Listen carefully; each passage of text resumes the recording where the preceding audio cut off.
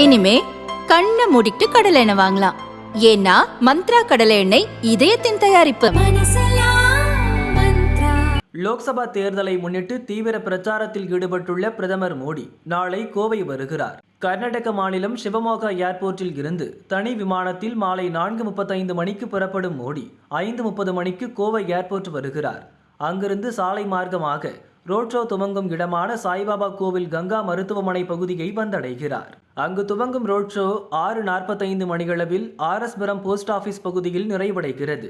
அங்கிருந்து புறப்படும் பிரதமர் சாலை மார்க்கமாக ரேஸ்கோர்ஸ் பகுதியில் உள்ள அரசு விருந்தினர் மாளிகையை 7 மணிக்கு அடைகிறார். அங்கு இரவு ஓய்வெடுக்கிறார். மறுநாள் காலை 9:30 மணிக்கு அரசு விருந்தினர் மாளிகையில் இருந்து புறப்பட்டு கோவை ஏர்போர்ட் செல்கிறார். அங்கிருந்து ஹெலிகாப்டரில் கேரளா பாலக்காட்டில் நடக்கவுள்ள நிகழ்ச்சிக்கு செல்கிறார். பிரதமர் வருகையை முன்னிட்டு ஏர்போர்ட்டில் இருந்து ரோட் ஷோ நடக்கும் இடம் வரை 5000 போலீசார் பாதுகாப்பு பணியில் ஈடுபட உள்ளனர். முன்னதாக கவுண்டம்பாளையம் எரு கம்பெனி முதல் RS-புரம் போஸ்ட் ஆபீஸ் வரை 3 கிலோமீட்டர் தூரம் ரோட் ஷோ நடக்க இருந்தது. பாதுகாப்பு காரணங்களால் 2 கிலோமீட்டராக குறைக்கப்பட்டுள்ளது. வழியெங்கிலும் பிரம்மாண்ட வரவேற்பு கொடுக்க பாஜகவினர் திட்டமிட்டுள்ளனர். பிரதமரின் தனிப்பிரிவு பாதுகாப்பு அதிகாரிகள் ரோட் ஷோ நடக்கும் இடங்களில் ஆய்வு நடத்தி பாதுகாப்பை உறுதி செய்துள்ளனர். பிரதமர் தங்கவுள்ள அரசு விருந்தினர் மாளிகை பகுதி முழுதும் போலீஸ் கட்டுப்பாட்டில் கொண்டுவரப்பட்டுள்ளது.